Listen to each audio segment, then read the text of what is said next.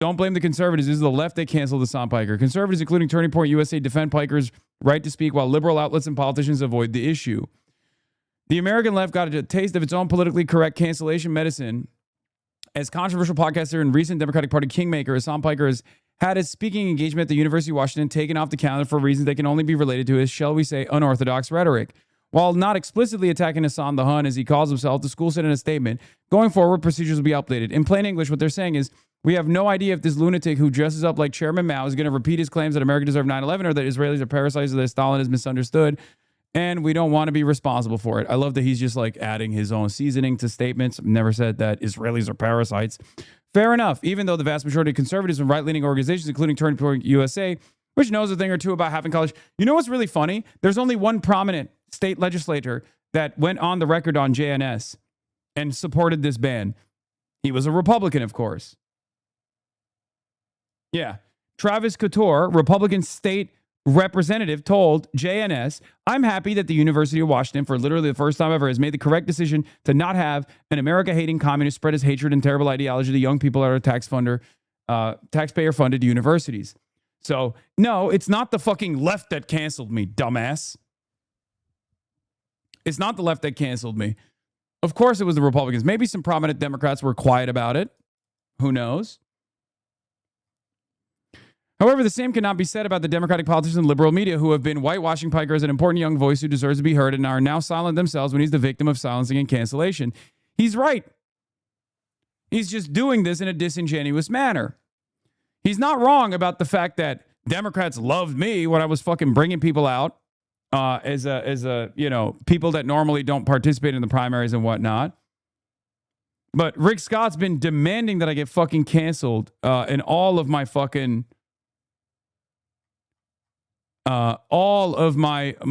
prominent speaking engagements. Rick Scott's been there being like, you have to fucking cancel this guy, whatever. No, Hassan, they will not, because they're glad it's happening. They're tired of having to twist themselves in the knots to defend your offensive blatherings just because DSA candidates can use you up to gin up votes in low turnout primaries. Even his closest pals are realizing that Piker is a general election poison. Look at this. It all makes you wonder why Piker's too toxic for the University of Washington yet evaluated. This is trying to drive a wedge. Remember what I said? Republicans are utilizing the establishment Democratic media machine, constantly trying to discipline myself and discipline electeds for aligning with myself and the DSA to get to silence them into submission, because from their electoral calculation, it's not great to constantly have to answer questions about me, right? And they're using that as an opportunity to make it seem like there's this real division here, okay? There's this real division.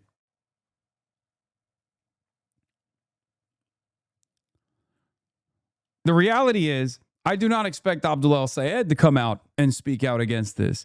I expect the Democratic Party and the more prominent establishment Democrats to be like, look, I don't agree with everything Hassan says, but he has a right to fucking say it.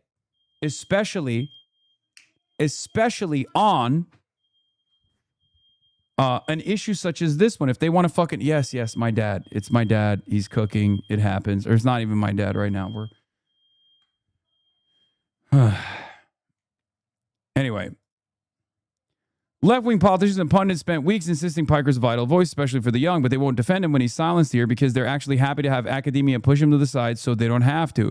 Meanwhile, today, it is conservatives calling out the censorship. The fact that they're trying to take ownership over this as like conservatives are still defending free speech, whereas liberals are not, is a major misstep by liberals. It's a major misstep by liberals. It goes along with the same attitude here. Abdul El-Sayed did not disavow me or the platform that he also participated in. He disavowed the 9/11 comments, which is fine because I too disavowed the 9/11 comments, which Abdul also represented. So what Politico is doing is actually this not so subtle sleight of hand. They're making it seem like because they couldn't get the soundbite or the quote that they wanted out of people like Bernie, out of people like Abdul, out of people like AOC, they're turning around and making it seem like they did the disavowal anyway. So for liberals who have also participated in this smear operation, okay, What they do not realize is this is an attempt to drive a fucking wedge between certain elements of the base. This is a non-story given to Hassan Piker long ago, disavowed Hassan Piker's 9/11 comments. Also, will Mike Rogers be asked to disavow Trump's repeated racist remarks, including his racist attack on El Sayed and his wife today? Or will the media asymmetry continue when it comes to Dems? Yeah, 100%. Democrats need to be strong. Okay? Democrats need to be strong across the board. Even Democrats that I don't like. They need to actually recognize the moment that we're in currently. Okay? Because what's going on is very deliberate. What's going on right now is an opportunity to try to get anything they can to be like, oh, he disavowed his comments. That means he disavowed him entirely. Okay? And then they turn around and go, see, you disavowed him. Why did you go and fucking campaign with him anyway? That's what's going to come afterwards. Okay? Because what will come next is centrist Democrats, establishment Democrats leaning into Republican attacks. Republican attacks that revolve around how Republican attacks about how, like, oh, well, Abdul, you're hypocritical.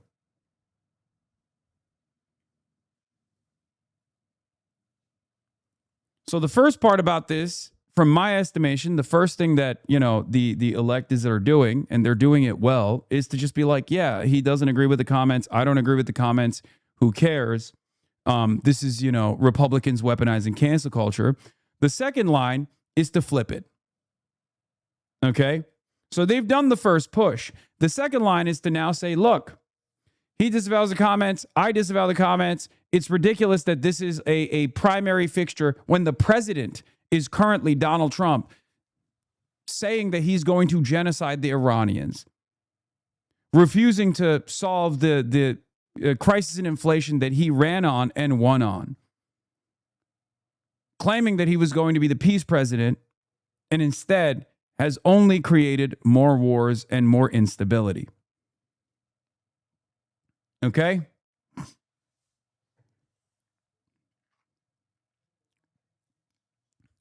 It's that simple. If Democrats behaved like Republicans a little bit more, not like aligned with them politically, but behaved like Republicans, they would make a big deal out of the University of Washington thing because it's a direct First Amendment violation. They would demand an investigation. And it's not to like defend me. I'm just saying in general, if this happened to anybody else, I would say the same thing. Because for years and years, that's precisely what the Republicans did. While they championed cancel culture, they were able to successfully make it seem like it was the liberals that were pro-cancel culture, anti-free speech. And they were able to do that because they would send some far more the vile commentators, the campuses, specifically to create instability and chaos on said campuses, like Milo Yiannopoulos, like a self-avowed neo-Nazi, right? To college campuses, and they would defend it. For years and years, they would defend it on the principle of the First Amendment. They defended the Turning Point USA stuff. They defended Richard Spencer. Milo Yiannopoulos and Richard Spencer are straight up neo-Nazis. Okay? And while they were still continuing the cancel culture and the anti-free speech initiatives far more successfully than liberals ever could, right? They were able to create an environment. They were able to create a media environment where on the one hand, they were fucking bludgeoning the left with anti-speech initiatives and simultaneously making the public feel like the Republicans were the free speech party. This played a major role in elections. This still plays a major role in our elections. I think a lot of people don't realize it. They don't recognize it at all.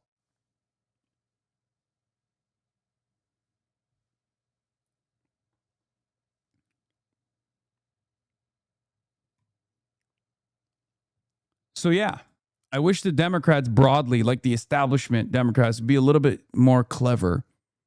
Even if they disagree with me, I wish they would be a little bit more clever and take advantage of not only the reality here, but take advantage of this this current media environment and say, look, it's very clear that only one party has genuinely tried to undermine the First Amendment. It's the Republicans. That's precisely what they did with Mahmoud Khalil. That's precisely what they did with Öztürk. They weaponized ICE to kidnap people for speech in direct violation of the First Amendment. And we're over here still maintaining this idiotic notion that it's actually the liberals.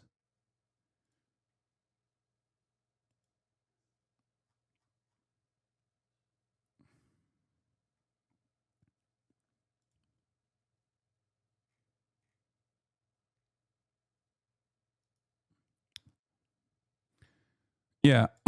Arturo Dominguez had a good take too. The amount of time legacy media wasted on this weekend's Sunday political talk shows asking lawmakers and candidates about Hasan Piker and not the issues that are affecting everyday people speaks to the elitist and wholly biased attitude we see across U.S. corporate news media.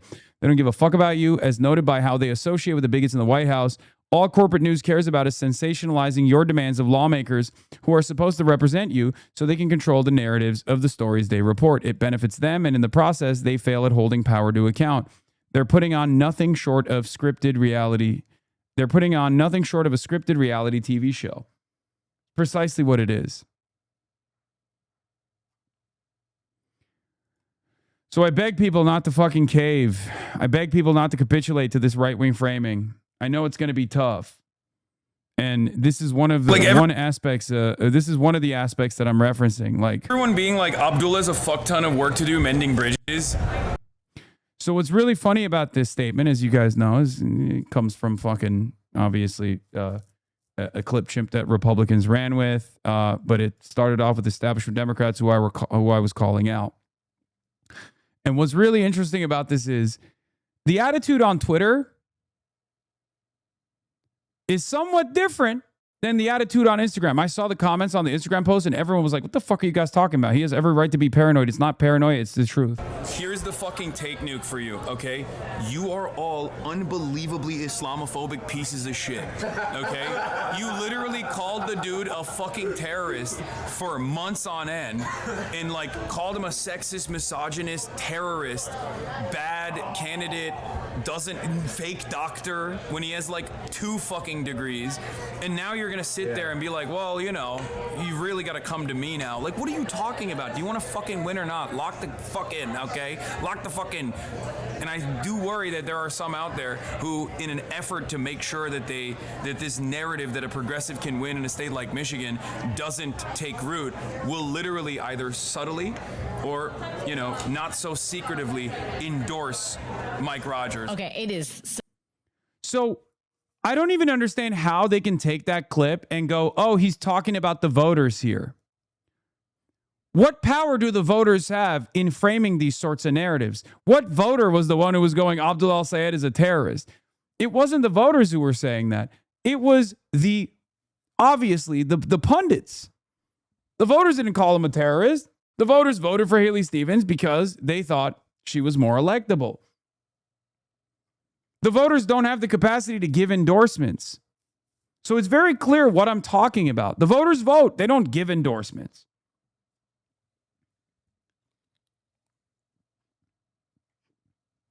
So what's funny about this comment is that even if you hear it out of context, because in the longer one, I like talk about consultants and the role that they play and all this stuff.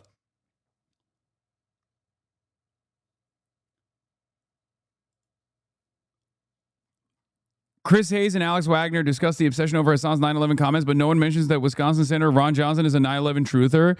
Hayes, both the mainstream media and the right-wing media are like, this is an election about what Hasan Piker said about 9/11 7 years ago. Van Jones had to leave his job in the White House. Some deep paranoia that Democrats so threatened by the rise of democratic socialists and hardcore progressives on the left wing would support Mike Rogers over. Yeah, it's not deep paranoia. Michael LaRosa literally did that already. Michael LaRosa did that already. So I can't even, like, the idea that this is deep paranoia is ridiculous. There are literal people going on Fox News, the same people who were doing exactly what I was talking about in the primaries, straight up are now endorsing Mike Rogers. Abdul al-Sayed. What the fuck should happen here with Hasan Piker? Like, what should Democrats do? I mean, is this the case where it's like, don't talk about him? Should Abdul al-Sayed continue to campaign with him? I don't really know. I mean, at one level, like, I think there's a little irony in like the whole discourse being like the left needs a Joe Rogan, and then like getting the closest thing to it and being like, not like that, not like that, not like that. No.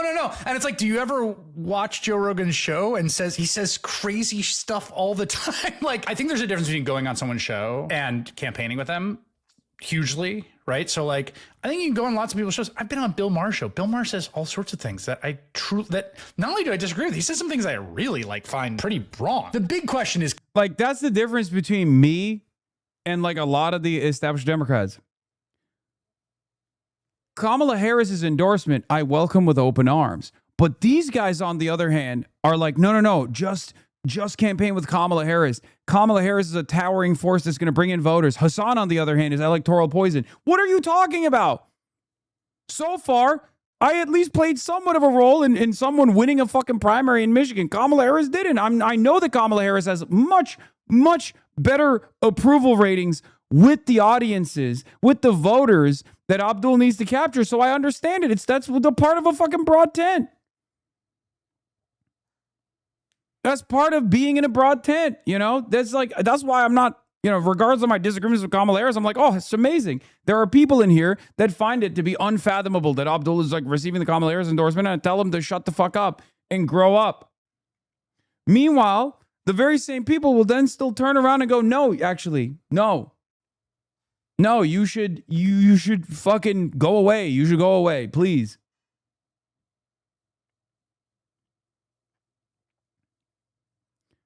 If you guys thought I was general election poison, why the fuck were you so mad about my refusal to endorse Kamala Harris because she was not distancing herself from the genocide in Gaza that the administration she was a part of participated in?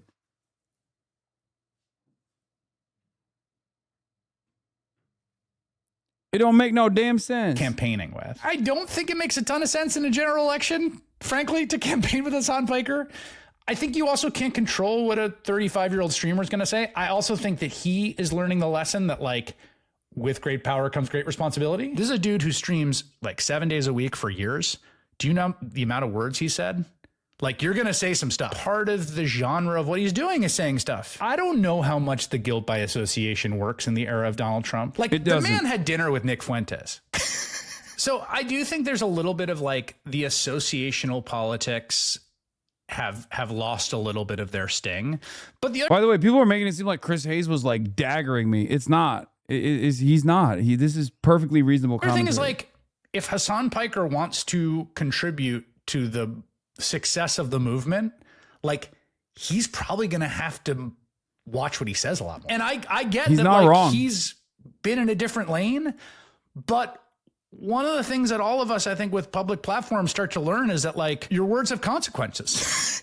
And it doesn't mean that you, like, say things you don't believe. It doesn't mean you don't say things you do believe, but it does mean that, like, how you select your words and the way that you communicate really does matter.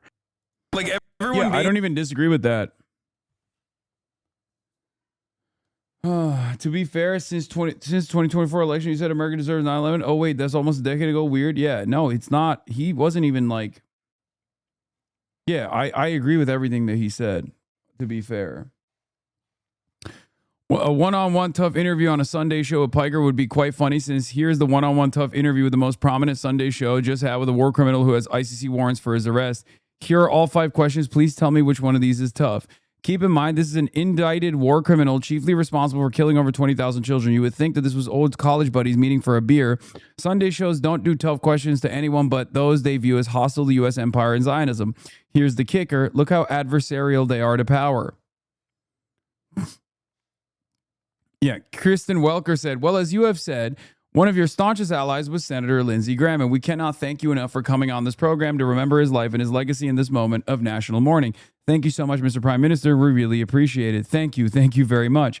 Perhaps before Piker, Sunday shows like NBC's Meet the Press, ABC's This Week, and Donnie's Employer CNN, which has the Sunday show State of the Union, could book a Palestinian guest since they have yet to do so in 34 months of genocide. I To be fair, he's cooking Dhoni here, but Dhoni wasn't suggesting that as in the same way where he's like, oh, they should be negative to Hasan. He's just channeling the spirit of what that process would look like in an effort to make it happen.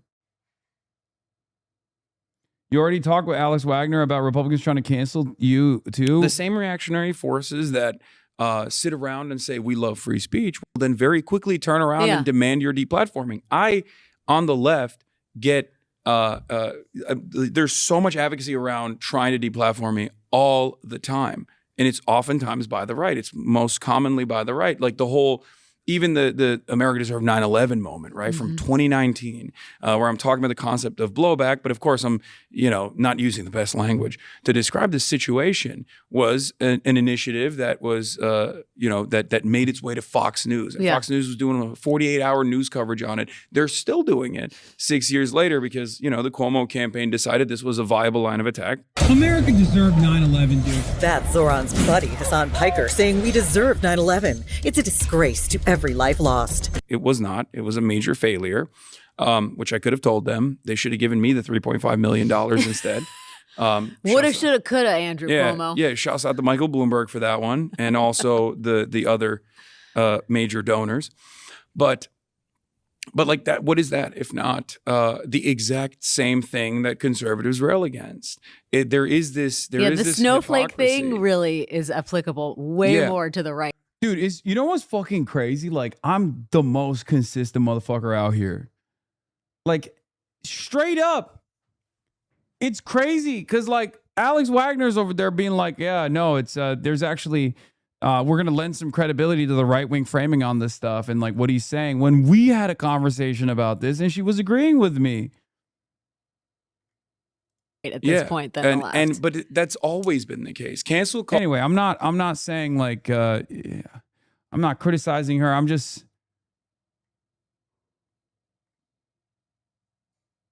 at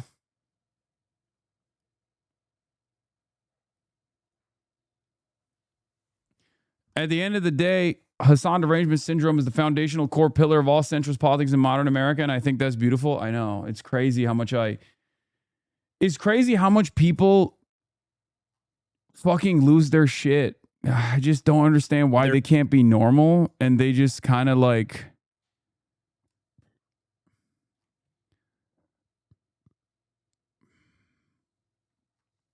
Yeah.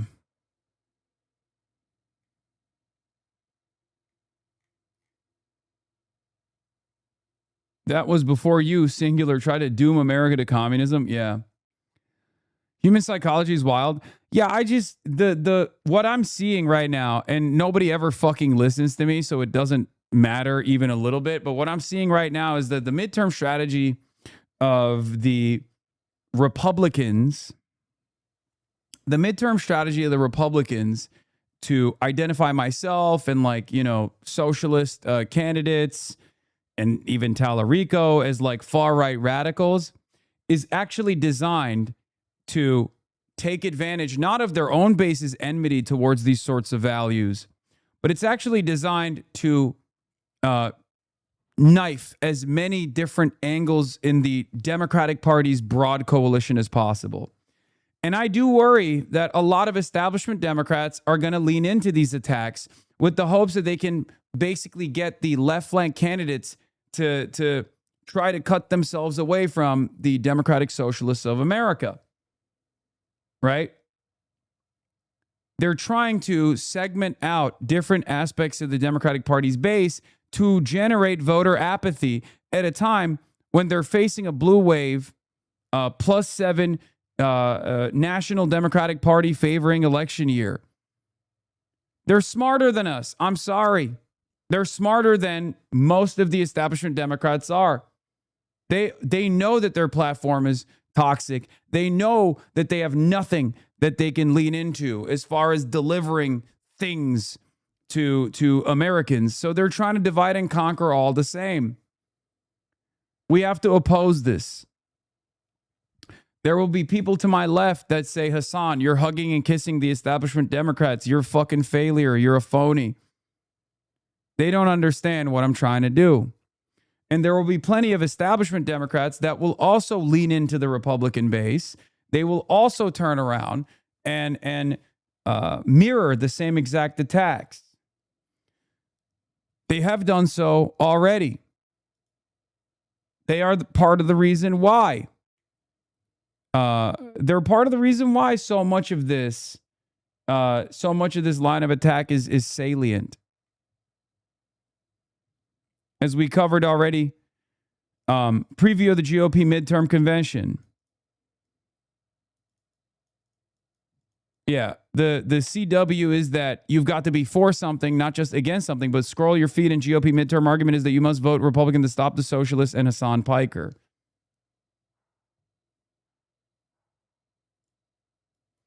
The status quo is mountain we've been taught to stare at in awe. Don't even think about climbing up there, boy. Yeah.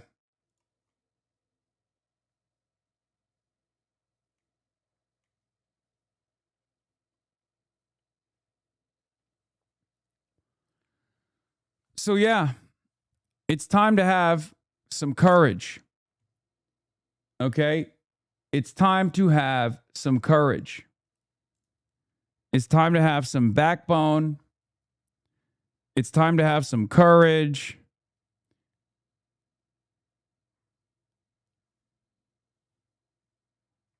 Like, when I see stuff like Will Lawrence leaving the Democratic Socialists of America, I get a little bit discouraged. He started that fucking chapter in his living room, from what I understand. And then he's like, oh, I'm running away from the DSA platform. They're going to still hit you on it, big dog. Be bold. Be brave. You will win. Excite people. Don't be afraid to lead.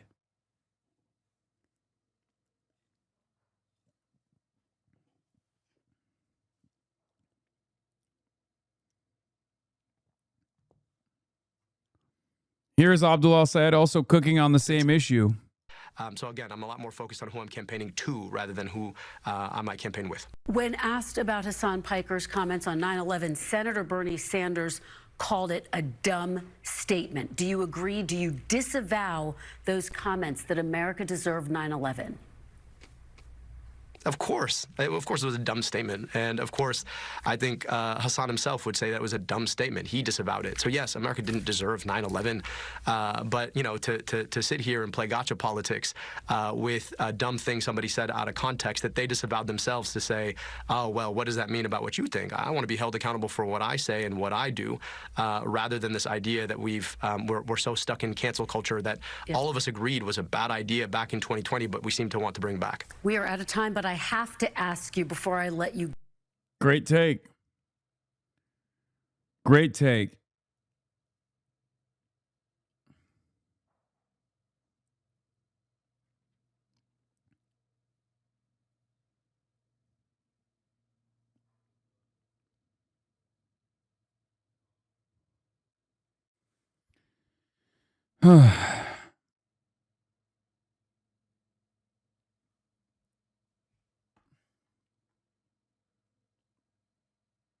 What would you have said to your younger self if you told them that one flippant comment would become national news for weeks 7 years later?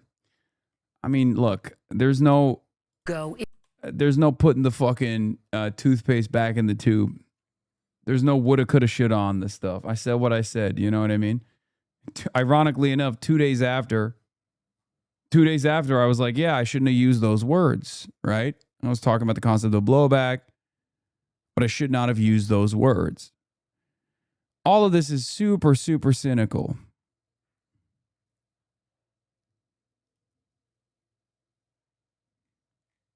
Super cynical.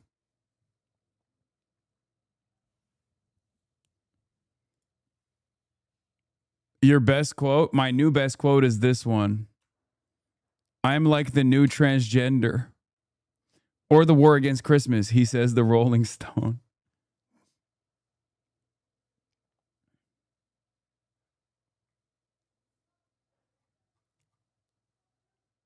I did say that to the Rolling Stone.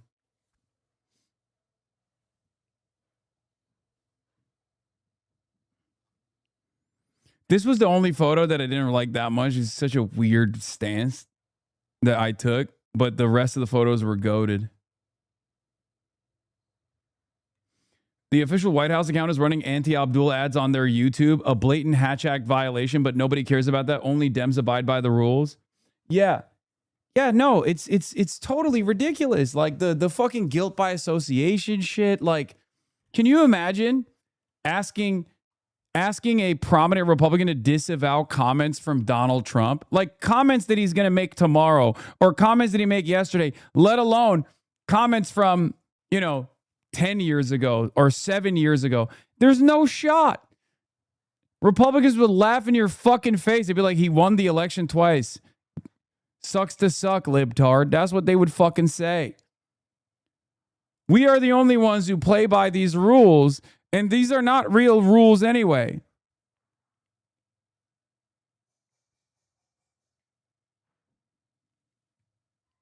These are not rules. They're just hurdles that are weaponized against the fucking left only, and only the left.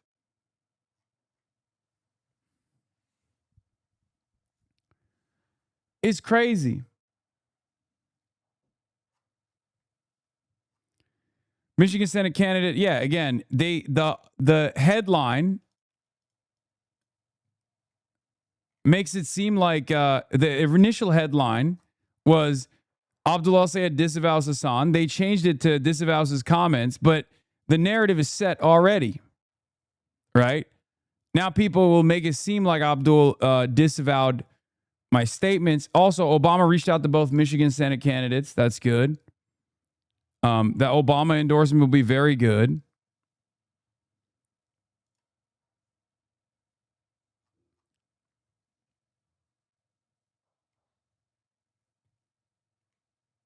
But yeah, this was, I guess there was more. Is there more to it? Flip side of all this, which is, let's talk about it, Hasan Piker. Deep socialists and hardcore progressives on the left wing would support Mike Rogers over Abdul al-Sayed. We can unpack that in a second, but just more broadly, like, what the fuck should happen here with Hasan Piker? Like, what should Democrats do? I mean, is this the case where it's like, don't talk about it? Should Abdul al-Sayed? It's so funny because the Pod Save America people ride so hard for me. Like, their audiences ride so hard. Usually, like, the Instagram comments are crazy. The Instagram comments are like, Piker isn't far off. I don't know the centrists are going to align with Rogers, but they actively vocally demonizing al-Sayed and hoping he loses. Centrist Democrats should get off the barbed wire fence between fascist crime lords out for themselves and the progressives who want to make America and the world a better place.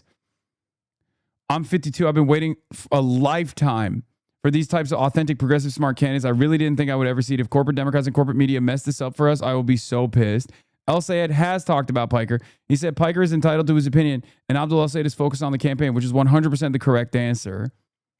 Like, I'm telling you right now, even on the independent media side, the ones that come from that still like establishment background, they are failing to meet the moment. They're failing to understand where the public is.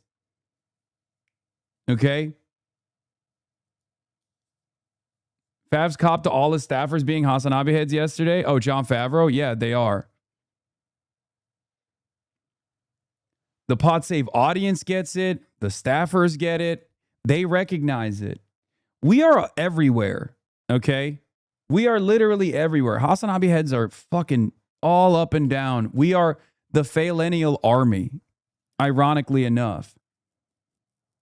And not only are we everywhere, there are a lot of people who literally feel the same way that we do, but have never heard someone voice their concerns. Like everyone being like Abdullah. That's the other side of the story. They just simply have not heard anybody voice their concerns. Why are you talking about Hasan and not the points that he made? Hasan Piker has already contributed to the success of the movement more than anyone at Pod Save America or Crooked Media. That's not even true. That's not even true. The Pod Johns played a big role in Abdul's victory as well. They don't get a lot of credit for it, but I will always give them the credit for it because the truth is what matters to me. Hasan is not wrong. It's comical how much liberals talk about Hasan. Y'all really boosting his credibility and reach. He's not the politician. He doesn't need to be tone policed. Hasan is right and the Pod Johns are wrong. Hasan Piker is the reason he won the primary. We need Democrats to move farther left and now. Everything Hasan said was true. We all witnessed it for the past few months. We see similar rhetoric about Mamdani. The dissonance just blows me away. It's like this country really, really, really doesn't want anything to get better. Mind-boggling. I never thought that I would say this, but Chris Hayes and Alex Wagner know better than this. They know what he's saying and don't want to piss off the establishment. Comparing politicians associated with Hasan Piker to politicians associated with Nick Fuentes is insane and so disingenuous. I don't pay a lot of attention to what Hasan Piker says, so maybe this is wrong. Wait, what is this? Hasan is absolutely correct. Even without a political undertone, Islamophobia is so openly accepted.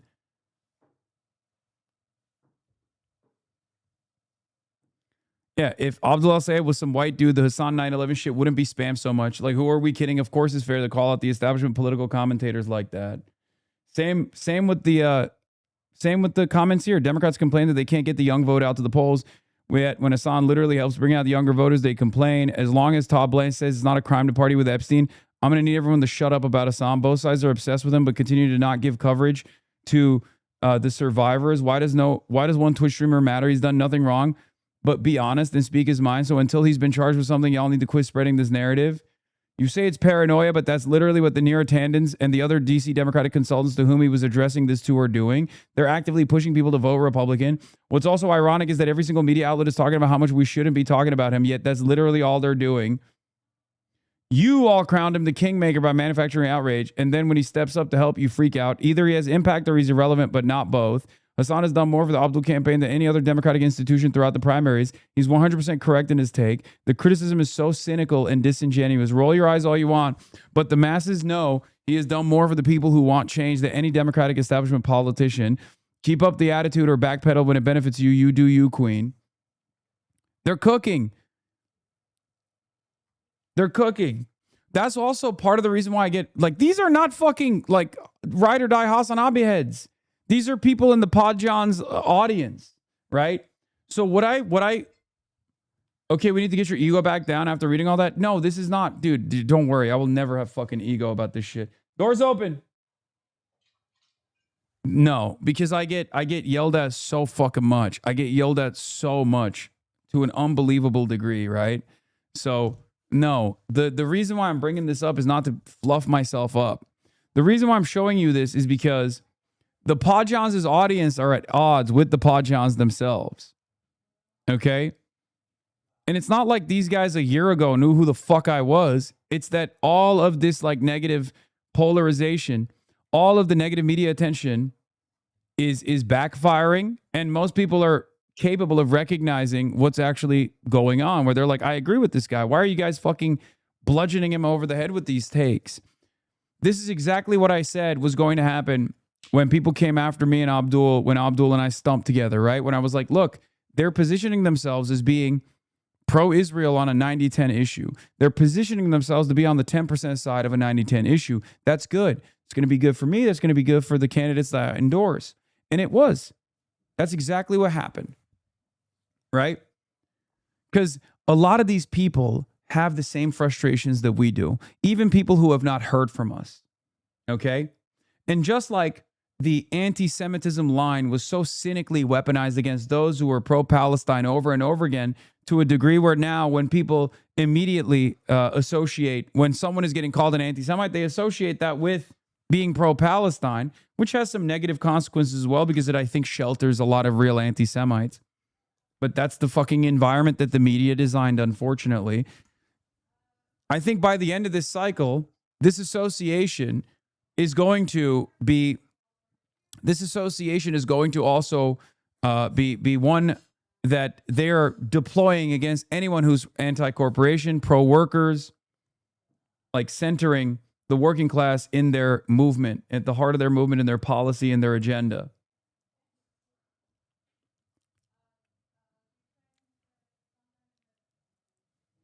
Defund the police. I actually believe in court reform, right? Yeah, sorry. In Supreme Court reform. Every president should get 3 appointments. You can either use your appointment to give somebody who's on the court a second 10-year term and limit everybody's terms to 10 years, or you can include somebody else. Would that expand the court? Sure. But there's nothing in the Constitution that says that there have to be 9 justices. And like the things that I actually look at on Instagram, right? Of course, we get served that on your For You page. But then like every third video that scrolls on its own is going to be some OnlyFans model. I think the foundational issue here. I'm going to be honest. I much prefer people attacking me instead of Abdul like this. I think it's more beneficial for Abdul if they were just like, oh, Hassan is a dangerous radical. He can just like fucking cast aside.